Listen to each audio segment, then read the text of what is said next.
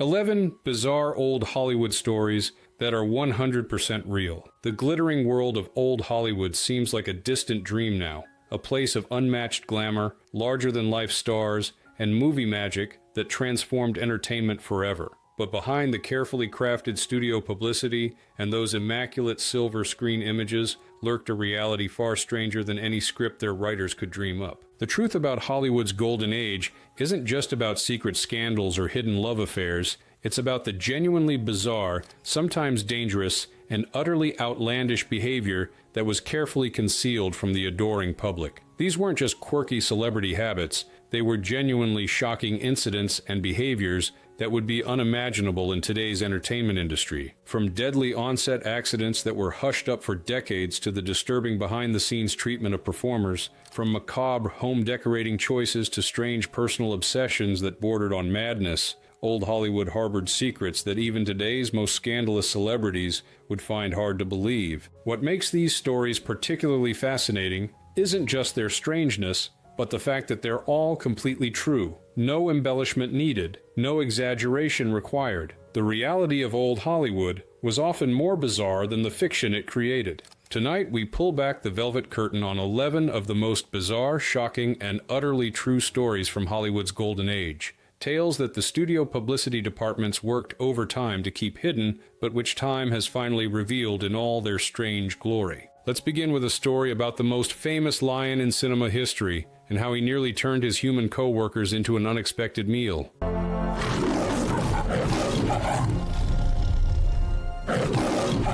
1. A lion almost killed the MGM mascot crew. When you see the famous MGM lion roaring at the beginning of a classic film, you're witnessing something far more dangerous than most viewers realize. Unlike today's digitally created mascots, Leo the lion was very real, and so were the dangers faced by the brave or perhaps foolish film crew tasked with capturing his performance. The original lion used for the MGM logo was named Slats, followed by several successors, including the most famous, Jackie. These weren't trained Hollywood animals accustomed to cameras and lights. They were wild predators brought in specifically to create the studio's iconic opening sequence. During one of the early filming sessions in the 1920s, something went terribly wrong. The lion, agitated by the unfamiliar environment, bright lights, and the noise of the equipment, suddenly lunged directly at the camera crew. The 400-pound predator broke free of his restraints and charged the terrified cameramen. The roar was real. So was the near-death experience, recalled a studio technician who witnessed the incident.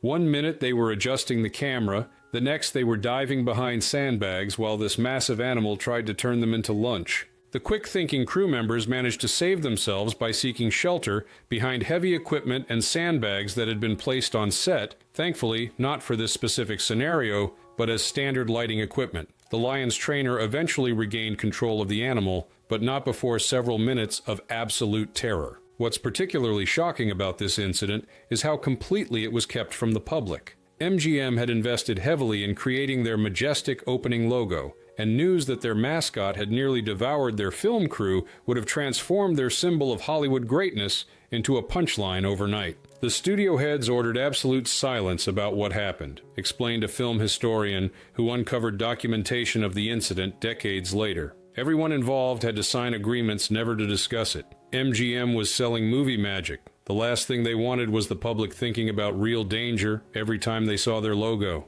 This wouldn't be the last dangerous encounter with the MGM Lions. Jackie, who served as the roaring mascot throughout the 1930s and 40s, was reportedly sedated during later filming sessions, a precaution that became standard practice after several other close calls that similarly never made it into the press. The next time you see that famous lion roaring before a classic MGM film, remember, you're witnessing a moment of genuine danger captured on film, a wild predator just seconds away from potential disaster, all in service of creating the perfect Hollywood image.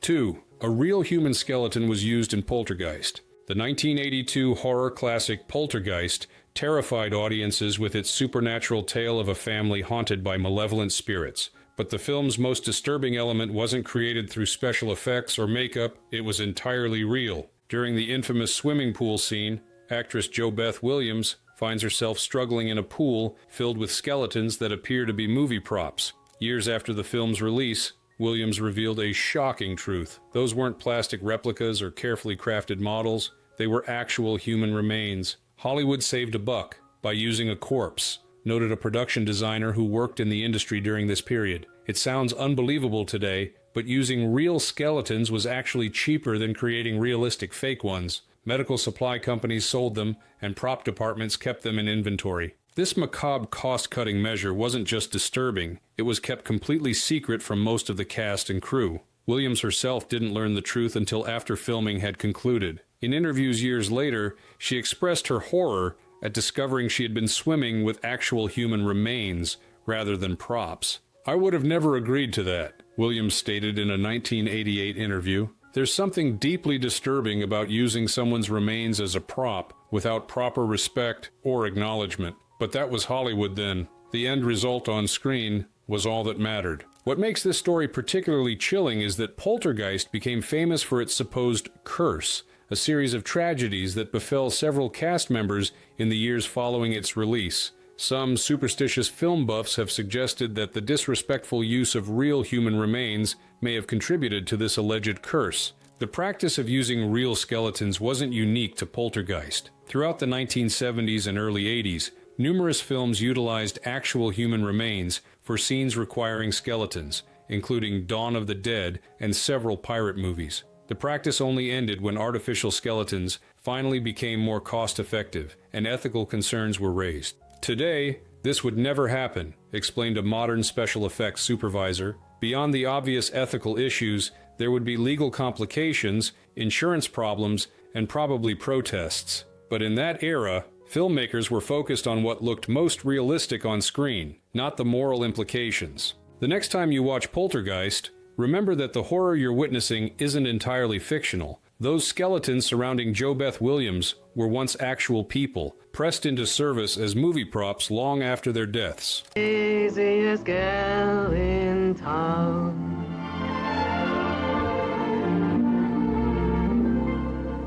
3. Marlene Dietrich insisted on ice cubes from Paris. Marlene Dietrich wasn't just one of Hollywood's most glamorous stars. She was perhaps its most demanding when it came to maintaining her European sophistication in the California wilderness that was early Hollywood. Her most notorious demand? She refused to drink anything unless it was chilled with ice cubes imported directly from Paris, France. In an era before reliable refrigeration and when air travel was still a luxury few experienced, this demand created logistical nightmares for studio staff. Yet Paramount Pictures, desperate to keep their German-born star happy, actually complied with this extraordinary request. Her cocktails traveled farther than her co-stars, quipped a studio assistant who worked during Dietrich's heyday. Every week someone had to coordinate with contacts in Paris to have ice harvested, packed in insulated containers, and flown across the Atlantic, then transported across the country to Hollywood. Also, Dietrich could have her properly chilled martini. The reasoning behind this bizarre demand wasn't entirely about taste.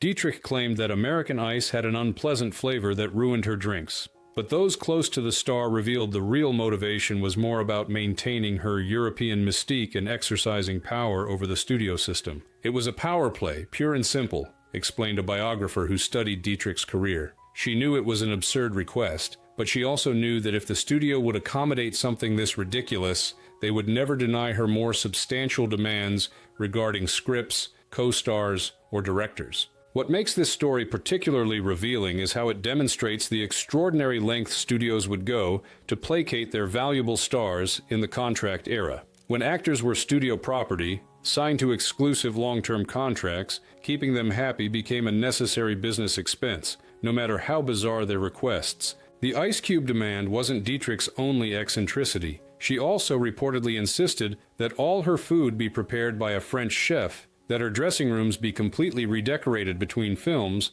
and that studio drivers take specific routes to avoid what she considered unlucky streets in Los Angeles. Studios calculated that indulging these whims was cheaper than dealing with a star who refused to work, noted a film historian. When you had millions invested in a production built around a specific actress, spending a few thousand on flying in French ice cubes suddenly seemed reasonable. Dietrich's ice cube obsession continued for years, until World War II made such extravagances impossible. When transatlantic flights were suspended during the war, she reportedly had to adjust to American ice, though assistants claimed she never stopped complaining about it until her dying day.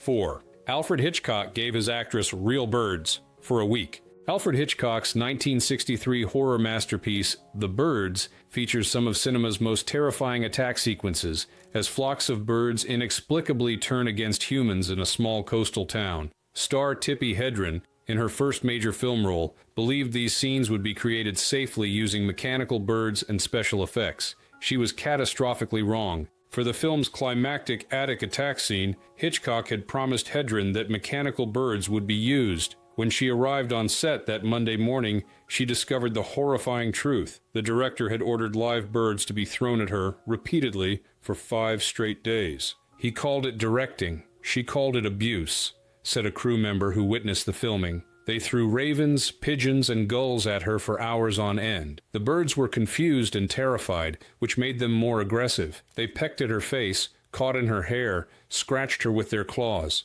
It wasn't filmmaking, it was torture. Hedren later revealed that the birds were attached to her costume with elastic bands to ensure they stayed near her, while bird handlers in protective gear threw additional birds at her throughout the filming. One bird nearly pecked her eye, missing by mere millimeters. By the 5th day, she was physically and emotionally devastated. "I was on the verge of a nervous breakdown," Hedren would later write in her memoir. "After 5 days of this, I was so exhausted I couldn't move. A doctor was called and told Hitchcock I needed a week's rest. His response was to demand I continue filming. When a physician finally intervened, declaring Hedren too traumatized to continue, Hitchcock reluctantly gave her a week to recover before completing the film. She returned to set only because she was contractually obligated, but the experience permanently damaged their working relationship. What makes this incident particularly disturbing is how it reveals Hitchcock's notorious obsession with his leading ladies crossing the line from artistic control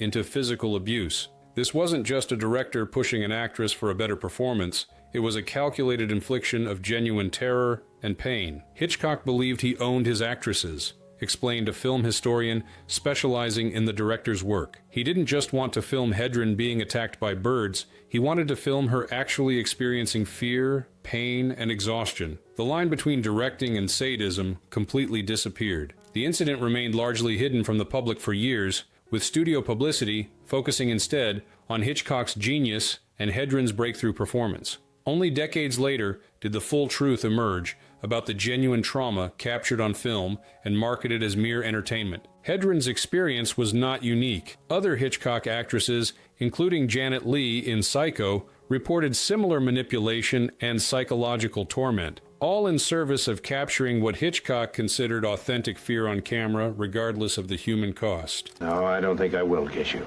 Although you need kissing badly. That's what's wrong with you.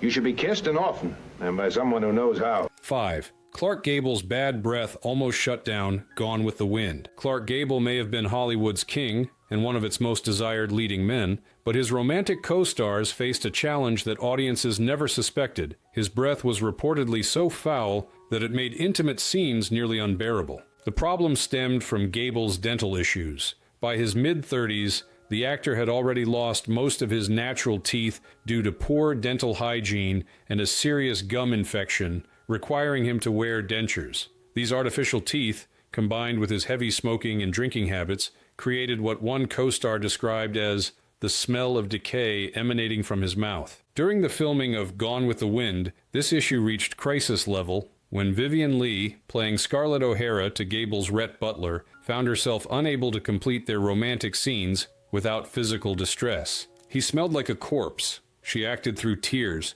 recalled a makeup artist who worked on the production. Vivien would literally vomit between takes during their kissing scenes. She'd rush off set retching, clean herself up, apply fresh lipstick, and force herself back into his arms for another take. The situation became so severe that producer David O. Selznick was forced to intervene, approaching Gable about the issue in what surely ranks as one of Hollywood's most uncomfortable conversations. Gable, already sensitive about his dentures, which he believed made him look older, was reportedly humiliated by the confrontation. Selznick was desperate. explained a film historian. Here he had the most expensive film ever made at that point. His two stars couldn't complete romantic scenes without one getting physically ill, and the whole production was falling behind schedule because of it. Something had to give. The solution came in the form of a studio dentist who created new, more hygienic dentures for Gable and prescribed special mouthwash and breath fresheners that the actor was required to use multiple times daily. Additionally, the shooting schedule was rearranged to minimize the number of consecutive romantic scenes, giving Lee recovery time between them. What makes this story particularly fascinating is how completely it was concealed from the public. While fans swooned over the palpable chemistry between Gable and Lee, believing them to be the embodiment of romantic passion, the reality on set involved breath mints, strategic camera angles to minimize direct face-to-face contact, and a leading lady fighting nausea throughout their most iconic scenes. It's the perfect example of movie magic versus reality, noted a classic film expert. Millions of women dreamed of being kissed by Clark Gable, completely unaware that the experience would have been traumatic in reality. The gap between Gable's romantic image and his physical condition was one of Hollywood's best-kept secrets. The breath issue continued to plague Gable throughout his career, with other leading ladies reportedly requesting reduced kissing scenes or specific accommodations when cast opposite him. However, his immense star power and the studio's protective publicity machine ensured this embarrassing detail remained hidden until long after his death. Said that, you know, it's a kind word in a hard, cruel world. The news has just come through from Hollywood that you've been nominated for an Academy Award. Yes. 6. Errol Flynn kept a coffin in his home and slept in it. Errol Flynn, the swashbuckling star known for his roles in Captain Blood and The Adventures of Robin Hood, lived a life of excess both on and off screen. But perhaps his most macabre eccentricity was his choice of bedroom furniture, a full-sized coffin in which he regularly slept. Flynn didn't just keep the coffin as a conversation piece or Gothic decoration. According to multiple sources, including his own autobiography and accounts from frequent houseguests, he actually used it as his preferred sleeping arrangement, claiming it was the only place he felt truly rested. Swashbuckler by day, Dracula by night, remarked a studio publicist who visited Flynn's home in the 1940s. The first time I saw it, I thought it was some bizarre joke. Then I realized he was completely serious. He had his regular bed, but he preferred the coffin. Houseguests were horrified when they discovered this wasn't just a prop, but his actual sleeping choice. Flynn's explanation for this unusual preference varied depending on his audience. To some, he claimed it helped him connect with mortality and appreciate each day more fully. To others, he suggested it was the perfect cure for his insomnia, as the confined space made him feel secure. To women he was pursuing, he often presented it as evidence of his adventurous, boundary-pushing nature. He liked shocking people, explained a biographer who studied Flynn's life. The coffin served multiple purposes for him. It was partly a genuine comfort thing. He did seem to sleep better in it, but it was also a performance piece, a way of cultivating his image as someone who lived dangerously and wasn't bound by conventional behavior. What makes this story particularly revealing is how it reflects Flynn's complex relationship with mortality. Despite his vibrant on-screen persona and legendary appetite for life's pleasures, the actor was plagued by health problems from a relatively young age. He suffered from malaria, tuberculosis, and eventually heart disease, dying at just 50 after years of hard living. Flynn knew he was burning his candle at both ends, noted a film historian. The coffin wasn't just eccentric decoration. It was a manifestation of his awareness that he was killing himself with his lifestyle. There was something almost honest about it, like he was acknowledging where his choices were leading him. The coffin wasn't Flynn's only unusual home feature. He reportedly also maintained a hidden room behind his library, where he kept souvenirs from his various romantic conquests. And his yacht, the Zaka, was notorious for its wild parties and strange rituals Flynn would conduct while at sea. When Flynn died in 1959, many expected him to be buried in his personal coffin as a final act of eccentricity. Instead, the actor was laid to rest in a conventional casket, the famous sleeping coffin apparently lost in the settlement of his estate, a mundane end to one of Hollywood's most bizarre personal habits. Nights I used to tend bar. Would you entertain a proposition to direct this picture? 7. W.C. Fields hated children so much, he shot at them with BBs. Comedian W.C. Fields built his career on playing misanthropic characters who especially detested children. What audiences didn't realize was that this wasn't just an act. Fields genuinely couldn't stand children, and his methods of dealing with them crossed lines that would be unthinkable today. According to multiple sources, including neighbors and visitors to his home, Fields kept a BB gun near his window and would use it to fire at neighborhood children who played too loudly near his property. "Grumpy old man? Try full-on menace," said the son of a former Fields neighbor who grew up near the comedian's Los Angeles home. "My father told me they lived in terror of Mr. Fields. He wouldn't just yell at kids to get off his lawn, he'd actually shoot at them with his BB gun if they made too much noise." Parents in the neighborhood warned their children to stay far away from his house. While the BBS weren't lethal, they could certainly cause pain and minor injuries, making Fields' behavior not just eccentric, but genuinely harmful. Yet because of his celebrity status and the different standards of the era, this behavior was largely dismissed as the harmless eccentricity of a curmudgeonly comedian. Fields wasn't secretive about his dislike for children, explained a biographer who studied the comedian's life. In interviews, he would openly say things like, "Children should be seen and not heard, and not seen too much either." But what the public thought was a funny exaggeration for his act was actually a genuine sentiment he acted upon in disturbing ways. This hostility toward children wasn't limited to his private life. On movie sets, Fields was notorious for being cruel to child actors. During the filming of It's a Gift, he reportedly reduced his young co-star to tears multiple times with his harsh treatment and refusal to interact with her off-camera. What makes this story particularly striking is how Fields managed to transform his genuine antisocial behavior into a marketable comic persona.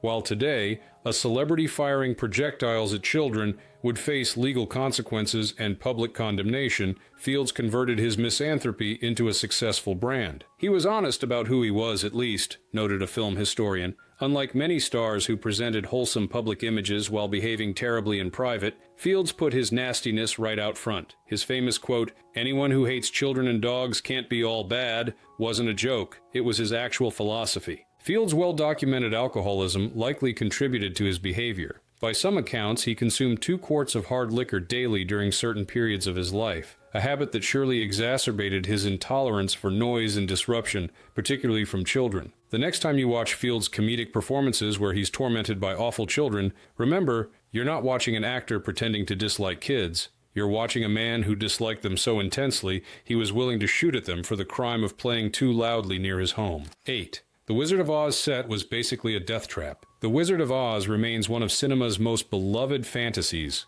bringing joy to generations with its colorful characters and timeless message that there's no place like home. But behind the Technicolor magic lurked a production so dangerous, it's a wonder the cast survived to attend the premiere. The troubles began with the Tin Man. Actor Buddy Ebsen was originally cast in the role, but after 9 days of filming, he was rushed to the hospital struggling to breathe. The aluminum powder in his silver makeup had coated his lungs, nearly killing him and forcing him to withdraw from the production. His replacement, Jack Haley, fared only marginally better when the makeup was reformulated, still suffering from severe eye infections that required ongoing medical treatment. It was magic on screen, and a horror show behind it, recounted a studio technician who worked on the film. The makeup department didn't really understand the toxicity of what they were using. They were more concerned with how things looked on camera than whether they might poison the actors. Margaret Hamilton, who played the Wicked Witch of the West, suffered perhaps the most terrifying accident during production. During a scene where she was to disappear in a burst of flame and smoke,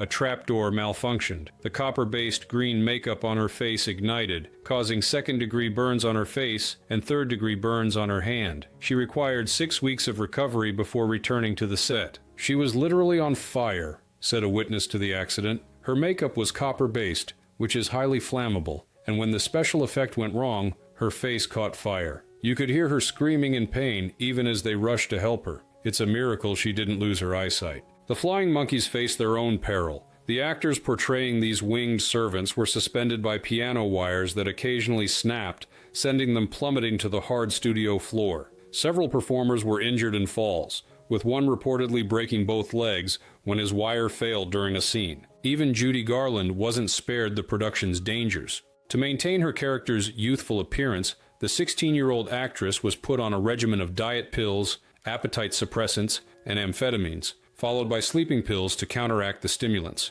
beginning a cycle of substance dependency that would plague her throughout her life. The studio doctor would hand out pills like candy, explained a film historian who studied the production. Uppers to get through the grueling 16-hour shooting days, downers to sleep afterward. They were essentially drugging a teenage girl to meet production demands, with no concern for the long-term consequences. The Munchkin actors, contrary to long-standing Hollywood rumors, were not engaged in drunken orgies, but they did face their own challenges. Many were paid less than Dorothy's dog Toto, housed in substandard accommodations, and treated as curiosities rather than professional actors. What makes The Wizard of Oz production particularly shocking by modern standards is how these dangerous conditions were considered acceptable sacrifices for art. There were no safety protocols, no regulatory oversight, and minimal concern for performer well-being in the rush to create a visual spectacle. Today, any one of these incidents would shut down a production pending investigation, noted a modern film safety consultant. The makeup would require toxicity testing, the special effects would need multiple safety backups, and the wire work would demand rigorous testing and safety harnesses. The Wizard of Oz set was essentially an unregulated danger zone by current standards. That this beloved children's classic emerged from such hazardous conditions is perhaps Hollywood's most impressive special effect of all. Oh, I love E.T. Oh my God, okay. Okay, that you just made my night. Good. You just made my night because you know what? 9. Shirley Temple was allegedly targeted by the Vatican. Shirley Temple remains the definitive child star, the dimpled, curly-haired performer whose innocent charm captivated Depression-era audiences and made her one of Hollywood's biggest box office draws before she reached age 10. But her unprecedented success created skeptics in unexpected places, including, surprisingly, the Vatican. In one of old Hollywood's strangest controversies, a Vatican publication allegedly published an article in the 1930s suggesting that Temple wasn't actually a child at all, but a disguised adult dwarf. The publication reportedly claimed that no genuine child could possibly possess such polished performance skills, timing, and audience awareness. Hollywood's darling, suspected of being a 30-year-old imposter, summarized a film historian who uncovered references to this bizarre accusation. The article suggested she was a midget, their term, with decades of performance experience,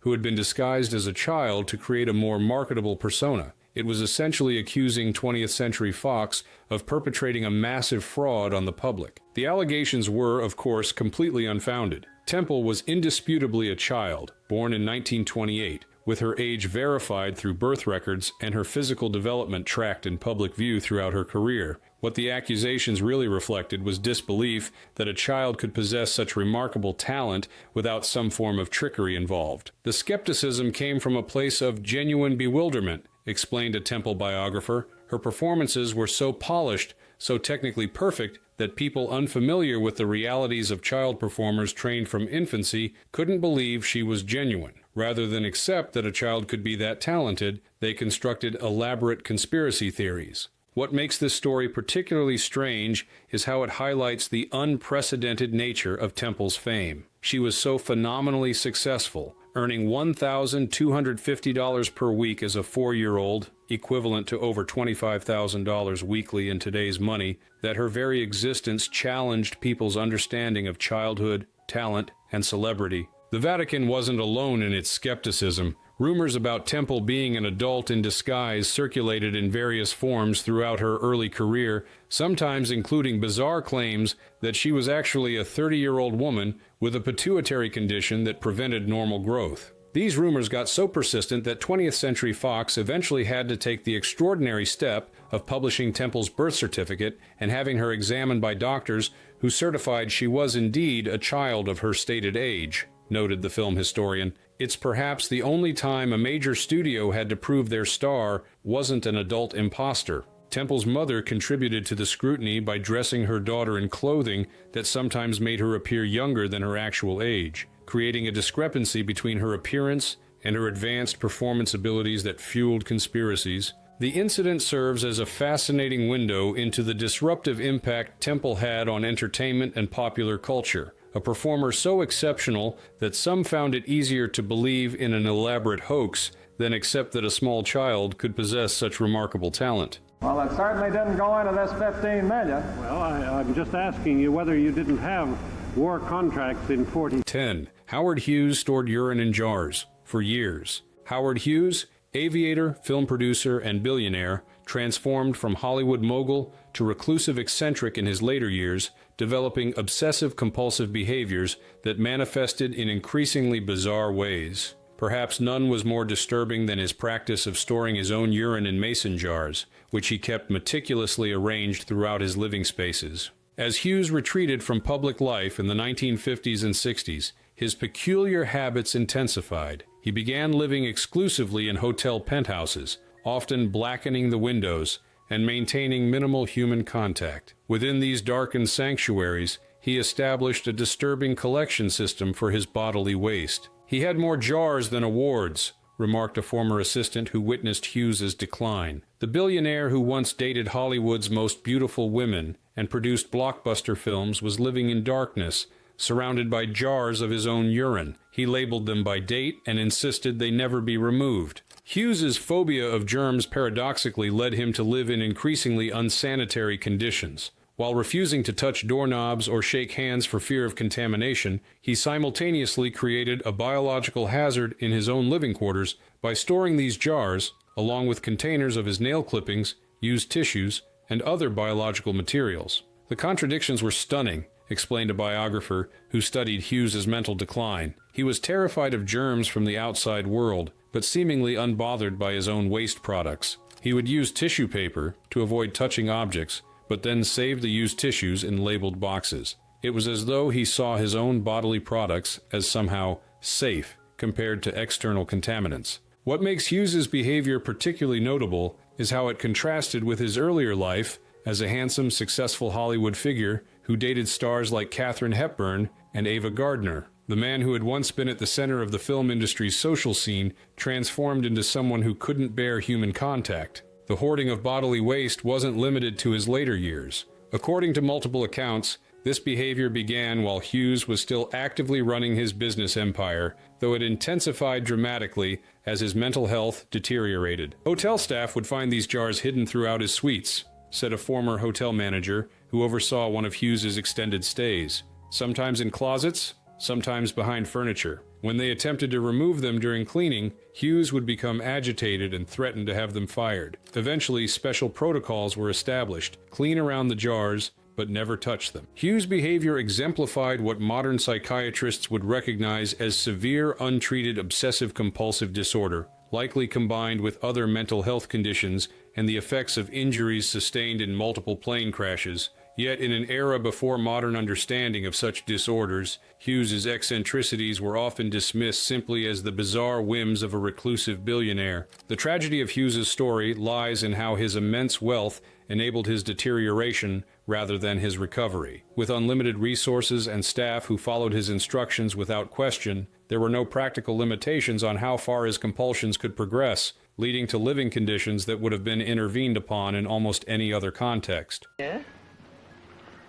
Oh, I'm afraid I don't remember. You see, we have so many men come in. 11. Joan Crawford had a Pepsi machine installed in every home. Joan Crawford's marriage to Alfred Steele, CEO of Pepsi-Cola, in 1955, wasn't just a union of Hollywood and corporate America. It was the beginning of one of celebrity endorsement's most extreme manifestations. Crawford didn't just promote her husband's product, she literally integrated it into every aspect of her home life in ways that left visitors speechless. After marrying Steele, Crawford demanded that functioning Pepsi vending machines be installed in every residence she maintained, not just in convenient locations like kitchens or entertainment rooms, but in virtually every space, including her bedroom. The soda never stopped. Neither did the ego, recalled a frequent visitor to Crawford's homes during this period. You'd be having a conversation in her bedroom, and there in the corner would be a fully operational Pepsi machine humming away. She'd offer you a bottle as casually as if every bedroom naturally came equipped with soda dispensers.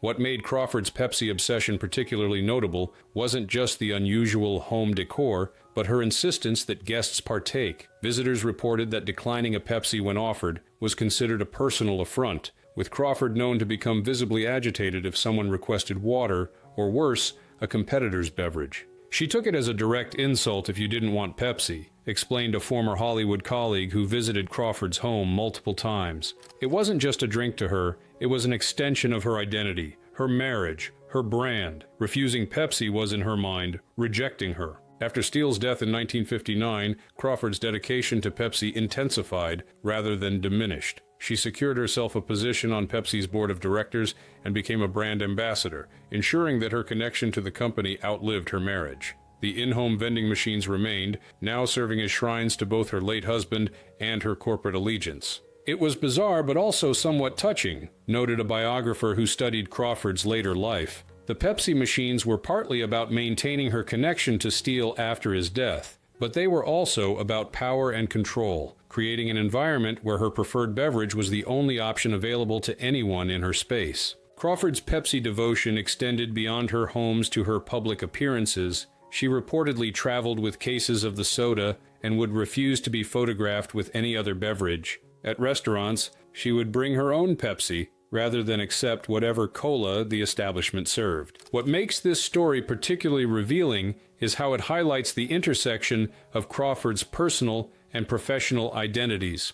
Unlike modern celebrities who might casually endorse products while maintaining separation between their public and private lives, Crawford literally incorporated Pepsi into her most intimate spaces. Today's celebrities might tweet about using a product or appear in commercials, but Crawford literally lived the brand 24/7, explained a marketing historian. She turned her homes into Pepsi showcases and made consumption of the product a test of loyalty for anyone who entered her world. It was corporate sponsorship taken to a psychological extreme. When Crawford died in 1977, her commitment to Pepsi remained evident throughout her home, the vending machines standing as aluminum monuments to one of Hollywood's most unusual brand loyalties. Stranger than fiction, the reality behind Hollywood's golden facade. These 11 bizarre stories from old Hollywood reveal something fundamental about the entertainment industry's golden age, the extraordinary gap between carefully manufactured public images and the strange, sometimes disturbing realities that existed behind studio gates.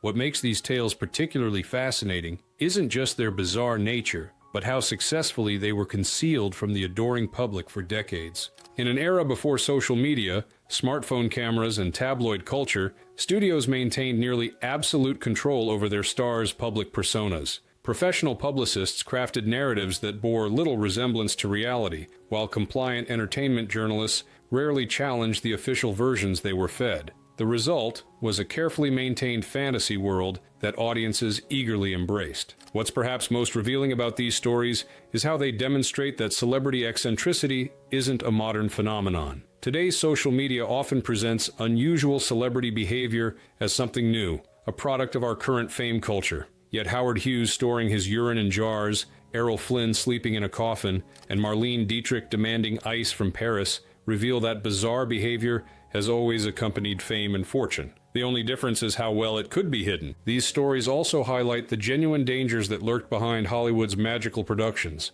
From the MGM lion that nearly killed its handlers to the toxic Wizard of Oz, set that poisoned and injured its performers, early Hollywood prioritized spectacular results over human safety in ways that would be unthinkable today. The beautiful images captured on film often came at a disturbing human cost that audiences never suspected. Perhaps most importantly, these tales remind us that the nostalgic glow surrounding old Hollywood conceals a reality that was often darker, stranger, and more complex than the perfect images projected on theater screens. The stars who appeared so flawless and glamorous on film were, in reality, human beings with peculiarities, problems, and pathologies that their studios worked overtime to conceal. Hollywood has always been in the business of manufacturing dreams, noted a film historian who specialized in the studio era. These bizarre true stories remind us that dreams require a certain amount of selective forgetting, choosing not to see the messy, strange reality behind the perfect illusion.